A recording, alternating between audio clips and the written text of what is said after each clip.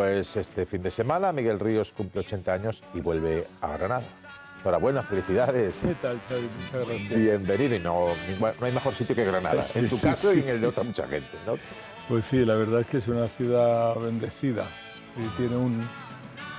Bueno, eso, quien ha nacido en ella y bueno, todo el mundo tiene una relación muy especial con sus orígenes. Pero Granada tiene además algo en lo musical, sobre todo en los 60, cuando empieza a irrumpir el rock, después el twist en tu caso, pero el rock sobre todo, el nacimiento del nuevo pop, cuando estaban monopolizadas las radios por la copla y por otro tipo de géneros. En Granada hay una cantidad de grupos, de intérpretes, de solistas. Hoy mismo estaban hablando de una campaña de reconocimiento al cante de la costa granaína. Sí. ¿Qué pasa en Granada para que es la bendición de Blue Abdil, el chico? ¿Qué pasó allí? Pues no sé yo, pero desde luego la ciudad tiene algo. Yo creo que hay un cruce entre la belleza propia de la ciudad, digamos, y lo cosmopolita que es, precisamente por esa atracción, ¿no? Que tiene. Han venido gentes desde los viajeros románticos hasta nuestros días y se han quedado nubilados con eso. Y luego también creo yo que tiene una cosa que es importantísima, que es la Universidad de Granada, que ha aportado a la ciudad una modernidad alucinante. Y, hombre, también tenemos que tener algo del espíritu de Federico García Lorca, que fue un creador absolutamente maravilloso. Pero en música sí es verdad, porque hoy estaban hablando, precisamente en las noticias, estaba viendo se llaman La Placeta, los chicos que salían hoy. Igual que el reggaetón y, digamos, todas estas nuevas músicas está triunfando también en Granada, el hip hop, el trap, todo este tipo de cosas. Esta liazón con el flamenco, con el nuevo flamenco, yo considero que puede tener un gran futuro, ¿no? Porque me recuerdan un poco a lo que fue Triana, la banda mítica de Triana, ¿no? Y por ese lado entiendo que hay... Granada, empezamos con el rock and roll. Yo me acuerdo que oías en la radio mi viejita Lucera dice ve, va, y aquello de su primera comunión y todas aquellas cuplés así un poco raros, pero yo tuve la suerte de que mi primer trabajo, al salir de la escuela, del colegio, fue ir de aprendiz a una tienda de unos grandes almacenes, y esos grandes almacenes pusieron una sección de discos. Y te tocó a ti ser dependiente de la sección de discos. Y me cambió la vida. De eso hablaremos enseguida, de cómo te cambia la vida y cómo te vas con 17 años, huérfano de padre, o tu padre había muerto recién, una familia pues de muchos hermanos, no sé si 8 o 9, tú eres el quinto o sexto, y cómo es eso de en esa España irse a ganar el mundo en el rock en Madrid. Pero antes, concierto solidario del rock de la Fundación Miguel Ríos en Granada, que no hay mejor sitio para hacerlo, con un repaso audiovisual también a toda tu carrera, que como estamos viendo es bastante extensa y va del blanco y negro al color y a lo digital, ¿no?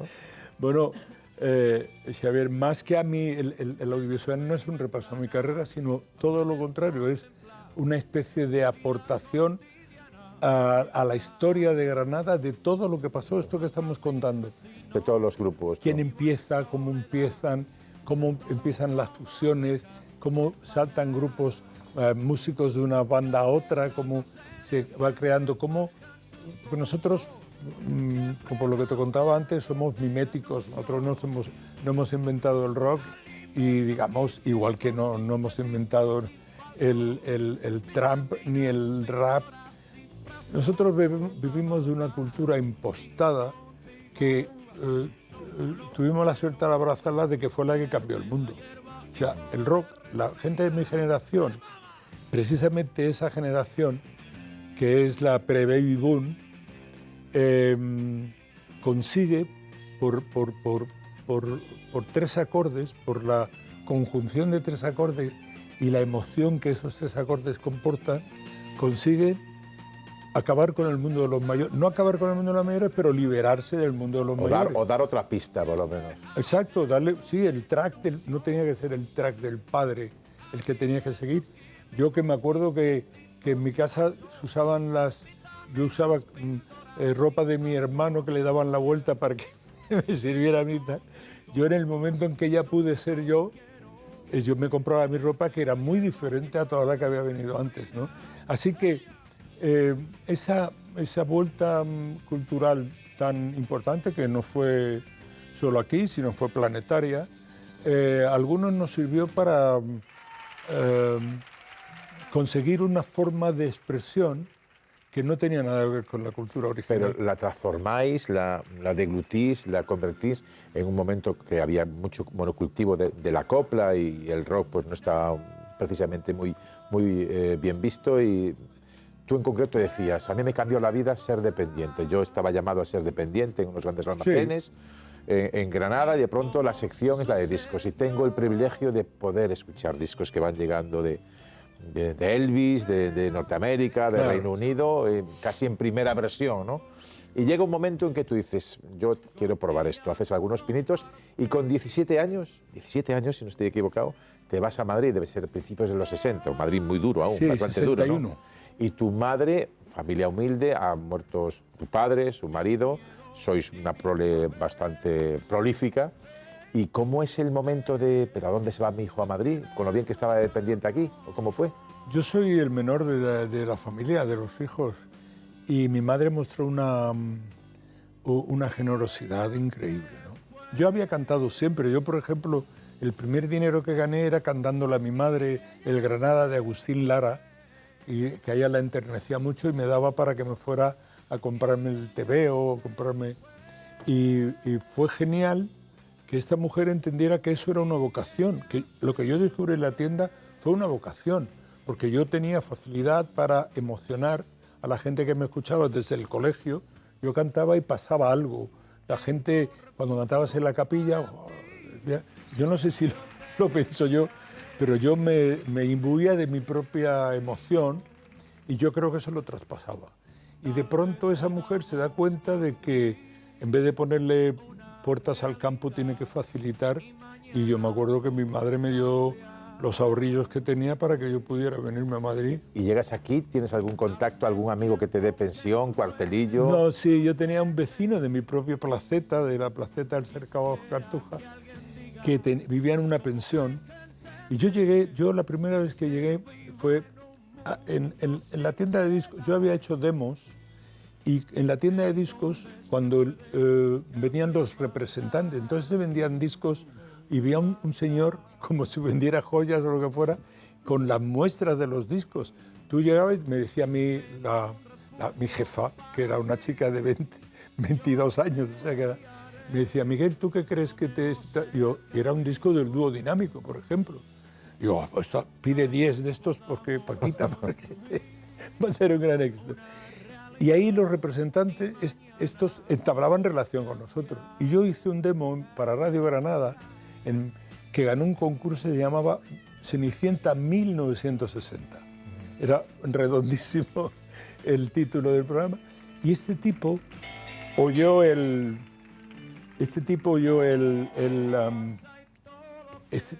este vendedor oyó el demo en la radio poniendo, y me dijo, ¿tú eres el Miguel Ríos que dicen en la radio? O sea, ¿tu nombre ya sonaba un poco con 17 años al llegar a Madrid? No, a Madrid no, en Granada, porque ponían el disco en radio, ponían el demo que hicimos en Radio Granada. En Radio Granada, y el vendedor lo oye y me dice, oye, dámelo y me lo llevo yo para Madrid. O sea, que no fue heroico para nada. O sea, llegó el tío y me dijo, oye, que te han contratado. La próxima vez que llegó con la cartera de los pedidos, y yo llegué y esperaba una carta, y esa carta no llegaba nunca, y entonces yo me lié la manta a la cabeza. Fuiste a Madrid. Y me vine a Madrid. Y a Madrid, por ejemplo, uno de tus discos más famosos, me parece que de principios de los 80, Bienvenidos, habla de los años del Prise, desde los tiempos del Prise, 20 años de fatiga, algo así, de camino, ¿no? Sí, de camino. El Prise, que era el sitio donde se veía el circo, era también donde ibais los noveles a cantar, ¿no? Ahí fue la primera eclosión, digamos, de modernidad de Madrid en aquel momento, porque se hacían unas matinales que inventaron dos hermanos, Ángel Nieto y Pepe Nieto, que era la batería de los Pequeñiques, que era un músico muy estupendo. Y entonces ellos eran amigos de Castilla, el empresario del circo, y le dijo, ¿por qué no usamos las mañanas para dar aquí unos festivales de rock? Y entonces consiguieron los permisos de gobernación, porque eso era todo, tenías que tener entre los 70.000 permisos. Y de pronto se meten ahí 2.000 personas todos los domingos durante el año 63 entero, digamos los fines de semana de invierno del 63, y 2 conciertos en el 64 que ya lo prohíben porque se habían dado cuenta de que había algo... a lo mejor es el Prise que están diciendo, le están dando las gracias. Exactamente. Por mencionarlo.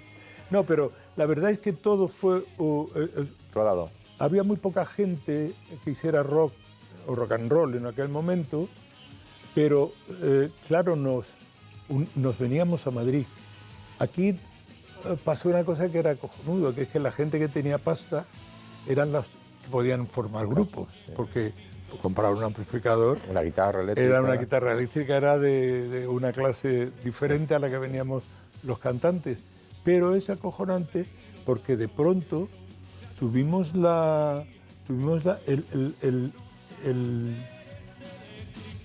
conocer lo que es la emoción en aquel recinto que es totalmente redondo. O sea, el circo era un circo. Una carpa. No era una carpa, era un edificio, un señor edificio, ahora está Cultura allí, pero era realmente sentir de pronto como sentiría Elvis Presley tocando en una cosa, y como éramos miméticos, lo que hacíamos era imitar lo que venía de fuera, pues la gente gritaba como los gritos que venían de fuera. Estamos hablando del 62 por ahí, ya suenan 62, 63. Ya están sonando ya los Beatles, ¿no? Imagino que ya algo los Beatles salieron un poquillo más tarde. Dice Ana Belén que la suerte que tuvo es que cuando vieron los Beatles tú estuviste por allí. A ella no sé si la dejaron ir o no, o fue contigo, o fue a un concierto. Mira, Anita... Anita tiene unos cuantos tacos menos que yo, entonces el primer concierto que yo fui, que saqué a Ana Belén, porque la conocí en la casa de nuestro maestro de música, fue al concierto de Los Bravos. Yo creo que Ana Belén en el 65 no estaba en edad de merecer. En ir a los Beatles. Estaba con Zampo y yo aún, me parece. Estaba en Zampo, sí. Y los Beatles fueron entraron ahí como un cañón. Claro, a nosotros nos jodió mucho a los cantantes porque eran un grupo y entonces los cantantes creíamos que ya estábamos liquidados. Bueno, entonces Madrid, con 17 años, año 62, con años del Prise, que tú citas en la canción Bienvenidos, que también estábamos escuchando de fondo. ¿Cuándo es el momento que ya tienes un disco, el primer momento que dice, ahora voy a ir ya no una demo, sino un vinilo mío? Eso fue el 2 de febrero de 1962. Sí, ya el primer disco. Ese es el primer disco en el que me llaman Mike Ríos, el rey del twist. Sí. Porque yo cuando vine de Granada traía los demos que habíamos hecho con esta gente, eran copias de los demos de los Tin Tops, que era una banda fabulosa, que fueron los primeros que cantaron en castellano No me llaméis más si no queréis, por favor. Era una banda y son mis maestros, Tin Tops. Yo vendía los discos de ellos en las tiendas y yo venía con ese repertorio a Madrid y el director artístico de la compañía fue la primera vez, te lo juro, sabe que oí el rock ha muerto. Me dice, pero Miguelito, era malagueño, pero Miguelito, ¿pero tú qué vas a hacer con el rock si el rock ha muerto? Si ha salido el twist. O sea, el rock era un baile, era una cosa que podía ser reemplazable y entonces era una moda de la industria y tenían otro baile que eso es lo que movía a la gente y claro, fíjate tú lo que hemos oído después de esa defunción del rock. Anunciada del rock. Pero tú tuviste que adaptarte un poco diciendo... Hombre, mucho. ¿No? El Mike Ríos era sobre todo twist. La putada del Mike Ríos fue que nosotros no decíamos Mike, ¿no? Como no decíamos Kirk Douglas, decíamos Douglas. Sí. Y aquello era Mike. Mike Ríos. Y en Granada hay un apócope muy usado que es Mique tío, Mique tonto, Mique tal. Ay, Mique. Entonces yo era... Mique Ríos. Y hay uno que es, se puede decir, pero no es horario infantil todavía, ¿o no? Sí, no. Que es muy usado, que es Mique Pollas, el tío este, ¿a dónde va? Mique Pollas, el tío este, ¿a dónde va? Y Mique, entonces, claro, yo, cuando me dio don Fernando aquel disco, yo vi que era, no me llamaba Miguel Ríos, era Mique Ríos, no me habían dicho nada. Y digo, pero don Fernando, ¿pero cómo puede usted hacer esto y tal? Usted que es de Málaga, ¿sabe lo que es Granada? Y dice, pero hombre, ¿tú te crees? El ejemplo fue que Johnny Hallyday se llama Johnny Hallyday. Todos los rockeros tenéis que tener, o los twisteros tenéis que tener un nombre diferente. Cuando, americano. Sí, americano. Y entonces fue la irrisión de Granada entera, tío. Bueno, pero cuando vuelves a ser Miguel Ríos, ya tienes el primer éxito internacional en América. Es con una versión, que le damos de música clásica, pero le das un toque al final, un toque rock. Año 69, a ver si lo recordamos en el siguiente vídeo. Si es que no encuentras la alegría en esta tierra, busca al hermano más allá de las estrellas. Ven, canta, sueña cantando, vive soñando el nuevo sol, en que los hombres volverán a ser hermanos.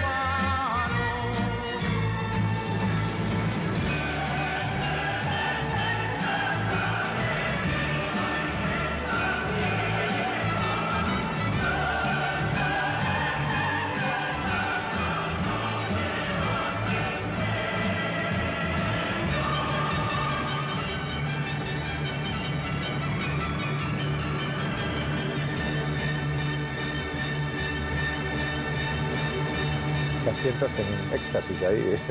Sí, el que está detrás es Waldo de los Ríos. ¿Qué es el que tenor de adapta? orquesta. Hombre, de partida teníais un compositor, digamos, que era mínimamente conocido, que era un tal Beethoven, que decía, yo Pero no te ¿no? creas que todo el mundo lo... Yo, por ejemplo, conocía más a Beethoven porque hay una canción de Chuck Berry que decía Roll Over Beethoven, Sí. que tiene un verso cojonudo que dice Roll Over Beethoven and tell Tchaikovsky the news. O sea, tenía- más. en ese rock and roll tiene eso. Pero ¿tú No, esperabas que esto fuera lo que fue, No, en no. versión inglesa, el primer puesto en Reino Unido, en Estados Unidos, en Australia, en la versión en castellano, en toda Sudamérica?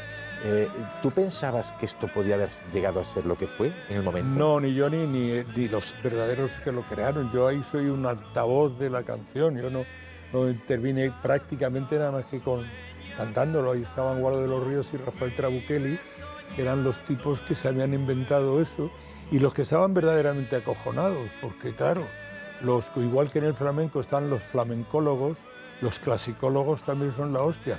Y claro, tenían un miedo a que les fueran... Y no hubo, no. Le cayera, no, le cayeron Sí. pero yo no vivía, no jugaba en esa liga. A mí lo que me importó fue la emoción que a mí me dio cantar esa canción. No, se veía perfectamente. A mí esa canción, desde el momento en que la escucho, me doy cuenta de que tiene... Joder, eso va a ser el programa más recordado por las llamadas fallidas. Yo me acuerdo en ese momento que es probablemente el momento en que yo me doy cuenta de la trascendencia que tiene la voz. O sea, lo que se puede... Porque yo hasta entonces había estado intentando no hacer, o sea, cantar imitando cosas, pero eso es, digamos, una de mis primeras interpretaciones absolutamente sentidas, ¿no? Y es que la música de Beethoven y las palabras de Schiller son probablemente la demostración de que el ser humano es bueno.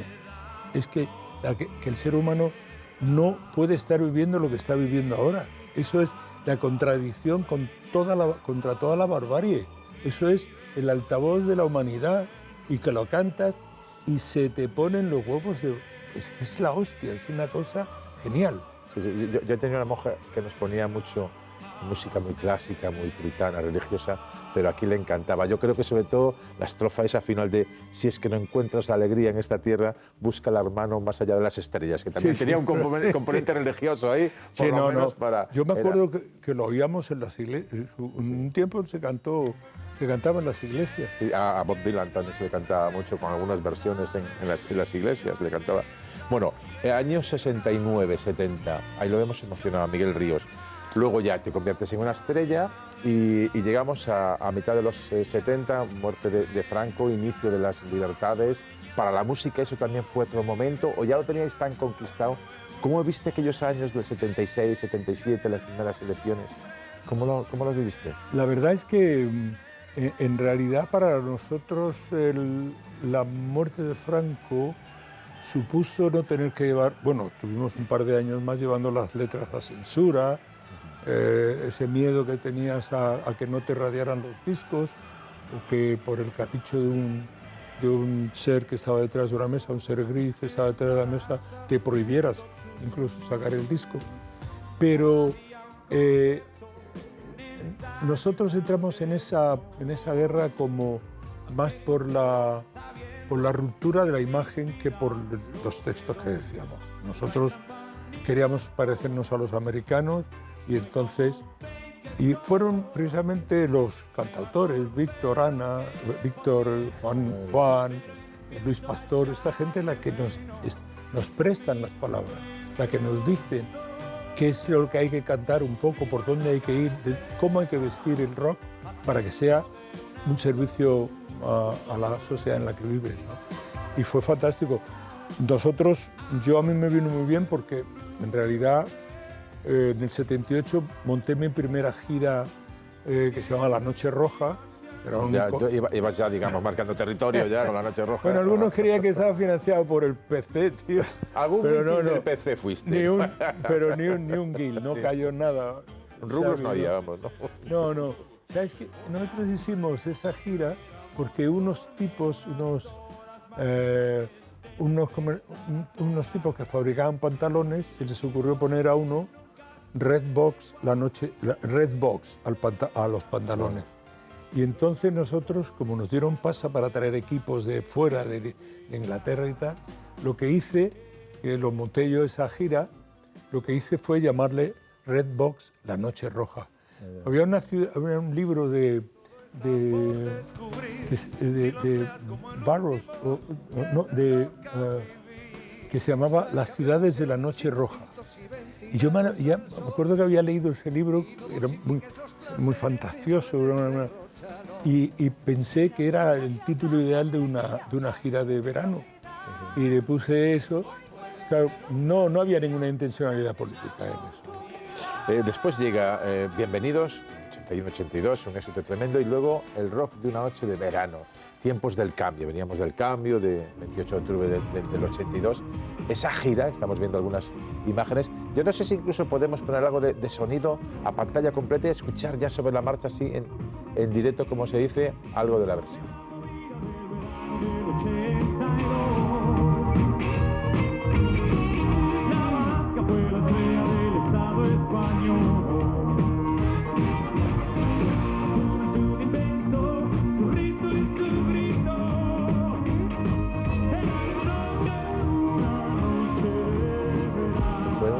Exitazo total, sí. Eso fue, fíjate, vendimos 700.000 entradas y estuvimos en sitios como, yo canté en La Coruña, en los campos de fútbol. En el mítico Pasarón. En el mítico Pasarón. Ahí decimos, hay que roerlo. Sí, yo me acuerdo cuando fuiste con El gusto es nuestro, que empezabais con una canción de Serrat, me parece que hoy puede ser un gran día, y al final tú salías con hay que roerlo, entonces ya el público se echó encima. Pero en estas imágenes que estamos viendo del 83, esa gira fue brutal, el disco en directo que se hizo y todo funcionó.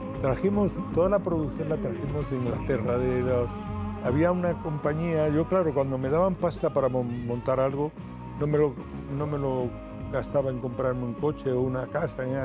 Yo me iba a Inglaterra, que había un había un sitio que se llamaba Britannia Rock, una empresa, una compañía que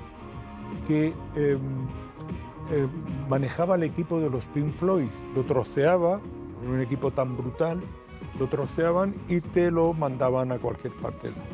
Entonces te venían el crew, la gente que lo manejaba, y entonces yo veía que los ingleses en esa gira iban siempre con libretas y apuntaban planos de la ciudad, cómo entraban. Y me dijo el tipo que la montaba y decía, esto nos está viendo el camino a nosotros, aquí van a venir a tocar.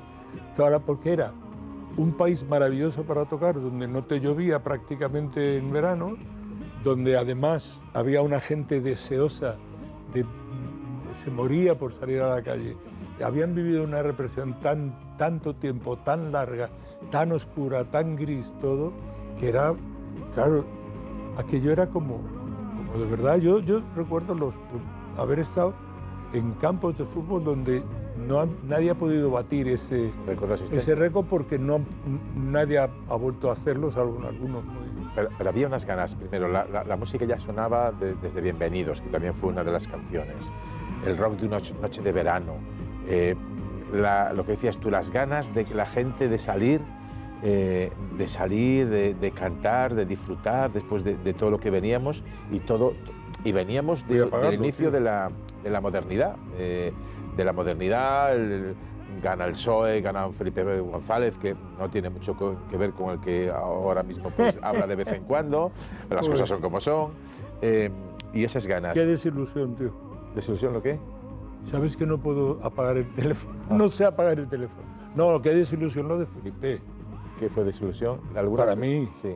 Ahora mismo, era el tiempo de otro Felipe, no, claro. Yo pensaba que Felipe era un semidios, o sea, yo estuve durante muchísimo tiempo pensando que era el tipo que había traído esa alegría que yo coincidí haciendo el Rock and Rio el año que ganó el PSOE. Yo hice todo el verano y el lema de la campaña fue el cambio. Y la Juventud Socialista, este es el tiempo del cambio, sí, que es como empieza una canción que yo escribí que se llama Año 2000. Sí. Y entonces yo estaba entregado en cuerpo y alma viendo un tipo que nos traía la modernidad, que de pronto... Y claro, en todo lo que se ha convertido, por ejemplo, ahora mismo la imagen que yo tenía de Felipe González, que era incólume, que era la de decir, coño, a este tío lo sigo porque es que es de verdad. Ahora lo veo y pienso, ¿cómo es posible que yo fuera a cantar en un concierto anti-OTAN, OTAN de entrada no, luego 6 meses después nos quisieran convencer de que había que entrar en la OTAN y yo no darme cuenta de lo que pasaba? Yo estaba tan obnubilado, como creo que la mayoría de los españoles, que creíamos que este tipo, pues... Y la verdad, hay una frase que se le achaca a Churchill, no sé si es cierto o no, que dice, si a los 20 años no eres comunista, es que no tienes corazón. Y si a los 40 lo tienes, no tienes cabeza. No tienes cabeza, ¿no? Pues yo creo que se lo ha tomado al pie de la letra nuestro querido líder apostólico. Volviendo a los años del éxito arrollador del 83, ¿cómo vives el bajón del Rock en Ruedos? Que es apenas 2 o 3 años después. Te gastas una pasta, haces un sistema de giro, digamos, hidráulico para que las plazas de toros, porque era el Rock en Ruedos, nadie esté dando la espalda, sino en algún momento veas al público. O sea, la idea es maravillosa. Y sin embargo, fue un buen sopapo económico y de todo tipo, ¿no? ¿Cómo lo asumiste bien? ¿No? Bueno, lo tuve que asumir bien porque yo aprendí del padre de Massier, que fue mi manager durante mucho tiempo, mi primer manager, que decía, Miguel, jugar y perder, callar y pagar. Y eso lo tomé como un lema que es muy probable que lo lleve a mi epitafio. Jugar y perder, callar y pagar. Porque he de decirte que este oficio es muy caro de hacer. O sea, dar conciertos.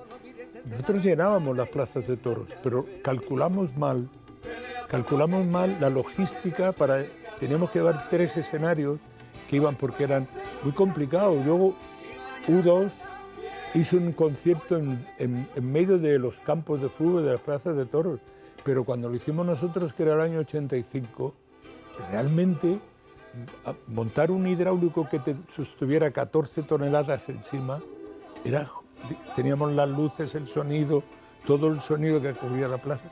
Fue una aventura que a mí me gustó tanto hacerlo que no me importó perder dinero. Porque luego además tuve una suerte enorme, porque reconvertimos el concierto, dejamos los escenarios y tal, y nos fuimos de bolos, digamos, normales a las ferias, y ganamos dinero, pero claro. Estamos viendo El gusto es nuestro. Esto sí que, o alguna versión posterior, ¿no? Esto sí que fue un exitazo. A ver cuál es. Con la A ver cómo estamos de pelo. No, yo tengo que ver la chaqueta, el vestuario. Los que cantan igual los tíos. Esta es una segunda versión, yo creo, de...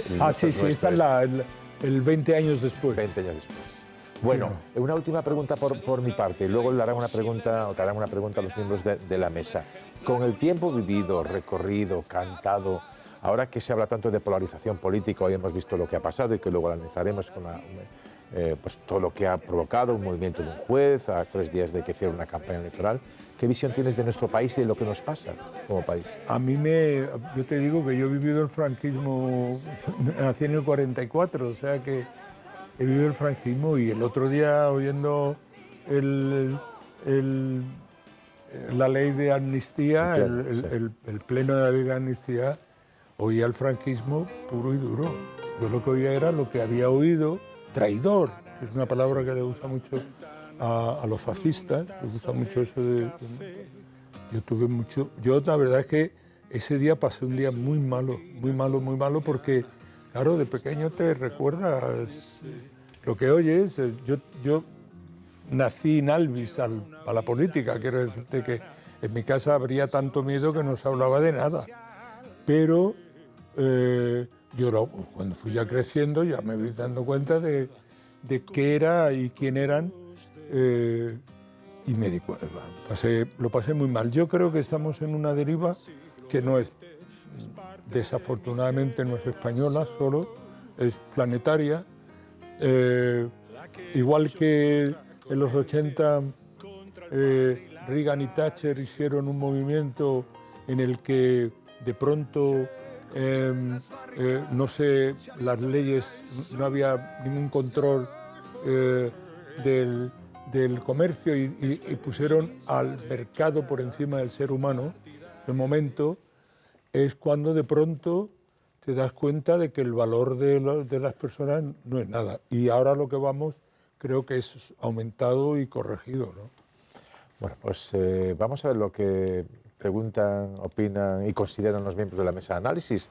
Isaías Lafuente, empiezo por ti. Bueno, los artistas no llegan al nivel de los futbolistas, pero procuran mantenerse un poquito sobrevolando, ¿no?, la actualidad que se vive. Y después hay un puñado de artistas comprometidos, a lo largo de toda su existencia, que no han cambiado y que no defraudan. Y tú eres uno de ellos. ¿Echas de menos que haya otros compañeros de profesión que no se mojen más, ya no por defender una opción u otra, sino por defender los valores fundamentales que tanto nos ha costado conquistar, ¿no? El fundamental, el de la libertad? Bueno, Isaías, yo creo que hay mucha gente. Lo que pasa es que el mundo en el que se mueven no es nuestro mundo, por ejemplo, pero bandas como Vetusta Morla, bandas relativamente... son bandas comprometidas. Hay mucha gente que en ese rubro también, en esa target, en esa media edad, sí se comprometen. Lo que pasa es que no pueden ser, a lo mejor no son tan panfletarios como puedo haber sido yo. Yo no he estudiado mucha política en academias, así que de pronto sí puedo... Te están a ver, llevando. a ver si yo soy capaz, porque a lo mejor es un representante... Vimos un contrato para Las Vegas. Bueno, lo mismo. Y lo estás desperdiciando. Y yo por eso, mira, por estar con vosotros lo tiro. Así te digo que yo creo que hay más gente de la que parece haciendo esto. Y me parece además injusto que a los que no se metan, no quieran llamarles la atención, me parece injusto. Yo creo que, por ejemplo, en el rock yo siempre lo he definido como un continente y el contenido se lo damos los que estamos dentro. En el rock conviven gente como Rod Stewart, que es Viva la Virgen, mujeriego maravilloso, y gente como Bruce Springsteen o gente como Dylan. Entonces, yo no llamaré la atención a nadie, no, para llamarle la atención a nadie no estoy. Marisa. Sí, a mí me interesa sobre todo el tema musical. Antes hablabas de la liaison entre géneros musicales y citabas Roll Over Beethoven, que es una canción en la que se habla de sustituir con el rock and roll y el rhythm and blues la música clásica, ¿no?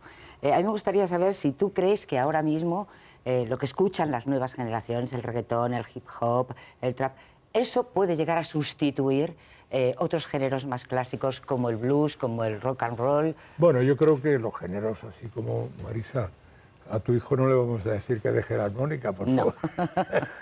Ni los géneros clásicos. No, ni el género clásico. No, quiero decirte una cosa. Yo creo que toda música tiene su tiempo.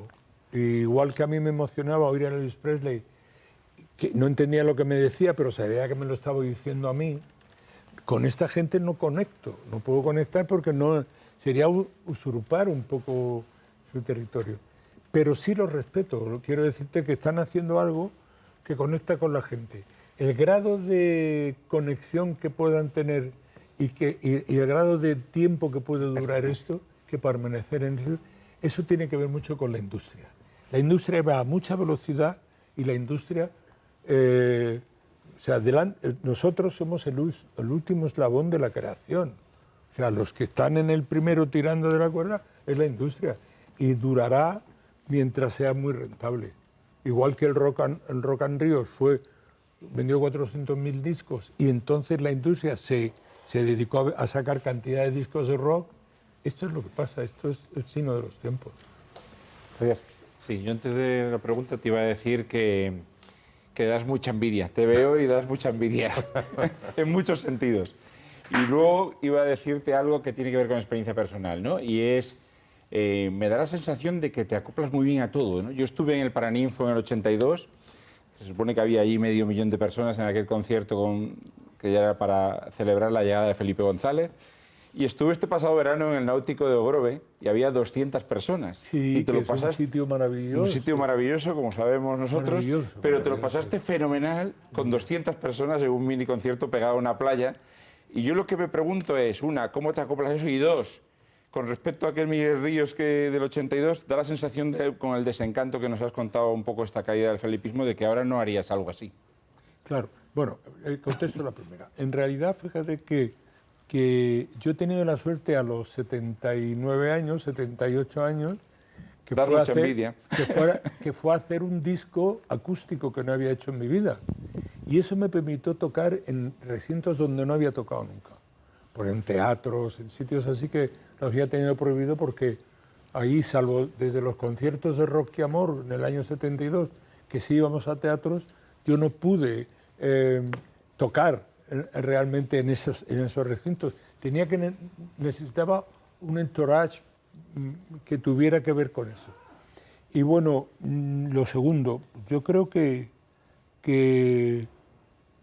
ahora, claro, más sabe el diablo por viejo que por diablo. Claro, yo ahora mismo lo vivo, yo tengo un entusiasmo por las cosas porque sé que si no lo tengo, si no me convenzo a mí mismo, si no me fabrico la fagotización de mi propio credo, lo que yo creo, pues yo tendría 80 años de pronto, ahora no sé cuántos tengo. Pero sí creo en el ser humano y creo realmente en que vendrán tiempos mejores. O sea que ahora mismo comulgar con unas... Es que tampoco lo sabíamos entonces. O sea, es que no se puede... no puedo pecar por algo que no sabía que era pecado. O sea, íbamos ahí, estábamos... Es que fue un soplo, fue algo alucinante que hemos vivido en nuestra vida, en nuestra biografía, como algo epifánico. O sea, fue algo que de pronto te lleva a decir, coño, yo que soy un cantante y tal, y canto aquí para una cosa que es en la que creo, no porque es mi oficio simplemente. Claro, ahí te llevas más desilusiones o puedes también... bueno, pero ya sabes que uno siempre cae en la... El hombre tropieza con la misma piedra dos veces. Sí. Muy buenas noches. Yo me sumo a esta vitalidad que dice Casqueiro que se te ve, Miguel, y también a la tranquilidad y a la con la que estás trasladando todas tus reflexiones. Creo que eso es algo muy positivo. Sí te quiero preguntar, porque de las respuestas que das, yo no aprecio nostalgia. Te preguntaba Marisa por los nuevos géneros musicales, que es una cosa totalmente distinta. Estábamos escuchando canciones tuyas y es verdad, ahora la gente más joven, el reggaetón, el trap, un montón de géneros musicales, y tú le has respondido, es el signo de los tiempos. Pero es verdad que la música y la cultura muchas veces son determinantes para cómo van avanzando, relacionándose en las sociedades. Y sin embargo veo que no aprecio en tus respuestas ningún tipo de nostalgia.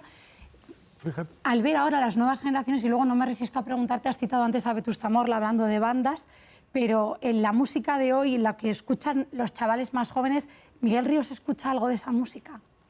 De esa música, de las bandas nuevas, digamos... Hablo más del reggaetón, del trap, de los... No escucho. Quiero decirte, cuando me entero, por ejemplo, hay un fenómeno en Granada que se llama Psycho, es un chico que va a llenar 2 campos de fútbol cuando yo estoy luchando por llenar la Plaza de Toros. O sea, fíjate tú que eso.